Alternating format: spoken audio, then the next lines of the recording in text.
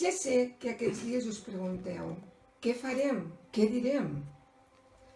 I, com una novel·la, faig com els caçadors de paraules i amb una mena d'amor us vull transmetre la meva concepció del món, sobretot pel que fa a l'instint de seducció cap a la literatura.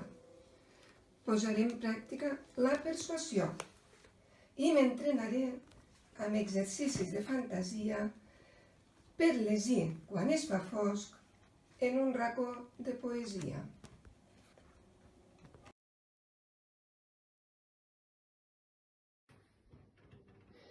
I ara no us vull pas omplir el cap amb el que s'ha de saber de llengua catalana, ni de les llengües del món, ni de tots els signes de puntuació, i tampoc de com es passa de la paraula al text. Però sí que us vull recomanar que no escolteu pas aquells que contra la lectura diuen certes mentides i també mots amagats,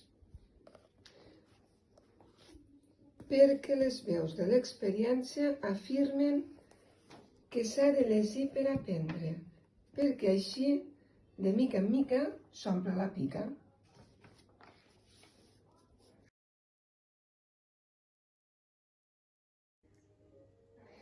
Hi haurà un dia en què, després d'allò que tal vegada s'esdevingué en la roda del temps, quan vam passar de la plenitud a la crisi, arribarem al temps retrobat i tornarem a la gran rutina. No oblidarem el temps d'una espera, ni la solitud, ni el carrer estret, ni la màgia de l'ordre.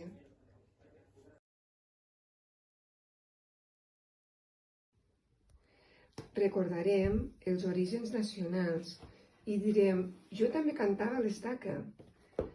Pensarem en aquell ball robat en les hores detingudes. Ens il·lusionarem en una vida amb senzillesa, on regnarà la bona sort, i seguirem els hàbits de la gent altament efectiva.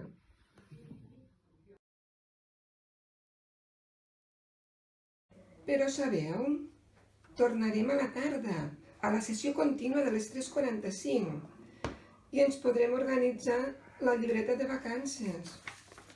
I davant els propers 1000 sols esplèndids que ens esperen, podrem seguir la guia de Ponent.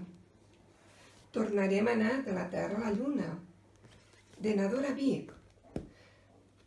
Passarem 5 setmanes en globus i potser farem el somiat viatge a l'Índia.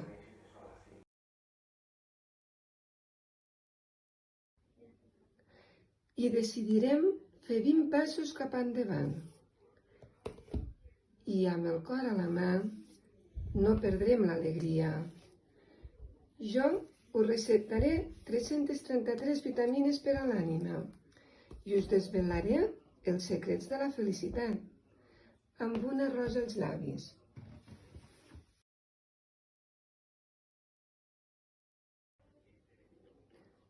I us preguntareu per què celebrem l'amor i la lectura?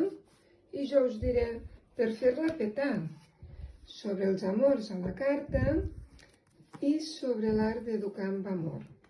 Ja veieu, hem parlat de l'amor, la mentida i la persuasió.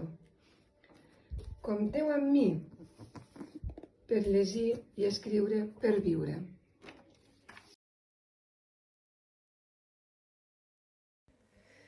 I per això avui us desitjo que passeu un Sant Jordi molt especial, en què no faltin ni els llibres, ni les roses, ni l'amor.